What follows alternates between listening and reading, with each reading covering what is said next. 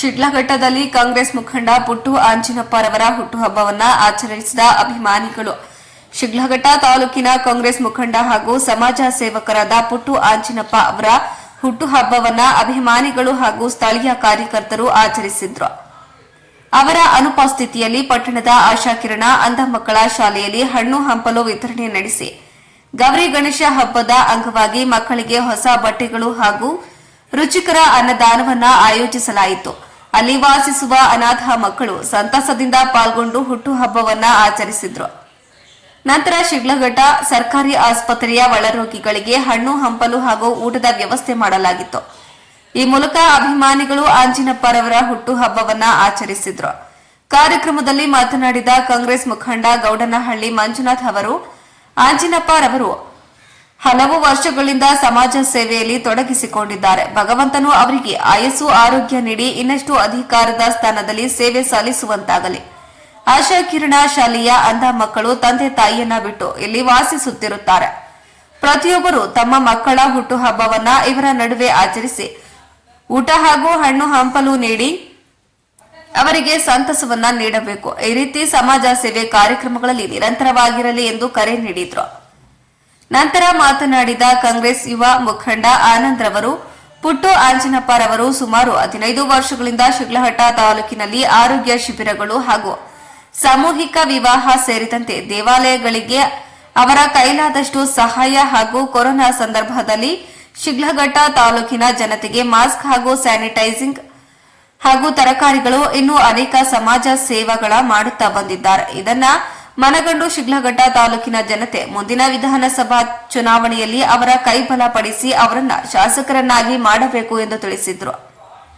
ಈ ಸಂದರ್ಭದಲ್ಲಿ ರಾಜಕುಮಾರ್, ವೈ ಹುಣಸೇನಹಳ್ಳಿ ಗ್ರಾಮ ಪಂಚಾಯಿತಿ ಅಧ್ಯಕ್ಷ ಮುರಳಿ, ಸಾಧಿಕ್, ಹಿತ್ತಲಹಳ್ಳಿ ಸುರೇಶ್, ಅಫ್ಸರ್ ಪಾಷಾ, ಯೂತ್ ಕಾಂಗ್ರೆಸ್ ಅಧ್ಯಕ್ಷ ದರ್ಶನ್, ರವಿಚಂದ್ರ, ನಗರಸಭೆ ನಾಮ ನಿರ್ದೇಶನ ಸದಸ್ಯ ಕೃಷ್ಣಯ್ಯ, ಬೂದಾಳ ವರದರಾಜು, ಮಳಮಾಚನಹಳ್ಳಿ ರಮೇಶ್, ಮುನಿರಾಜು, ಬಳವನಹಳ್ಳಿ ಮೂರ್ತಿ, ರಾಮಾಂಜಿ ದಾಮೋದರ್, ಇನ್ನೂ ಅನೇಕ ಕಾರ್ಯಕರ್ತರು ಹಾಗೂ ಆಂಜಿನಪ್ಪ ಅಭಿಮಾನಿಗಳು ಪಾಲ್ಗೊಂಡಿದ್ರು.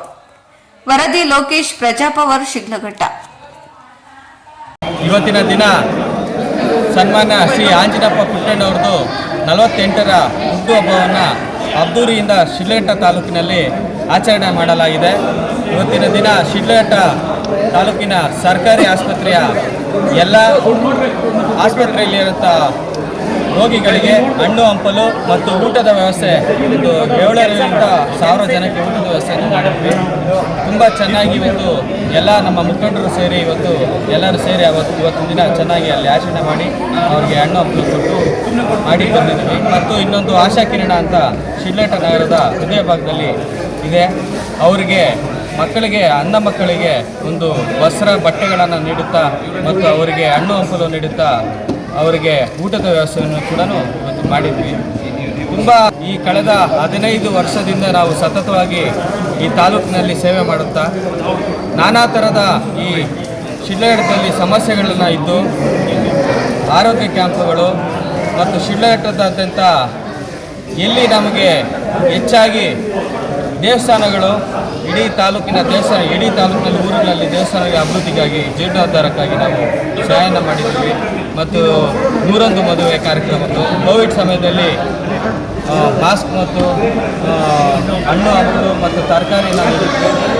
ತದನಂತರ ಕೋವಿಡ್ ಬಂದಾಗ ಹಳ್ಳಿಗೂ ವ್ಯಾಕ್ಸಿನೇಷನ್ ಕೂಡ ಸ್ಯಾನಿಟೈಸರ್ ಕೂಡ ಮಾಡಿದ್ವಿ.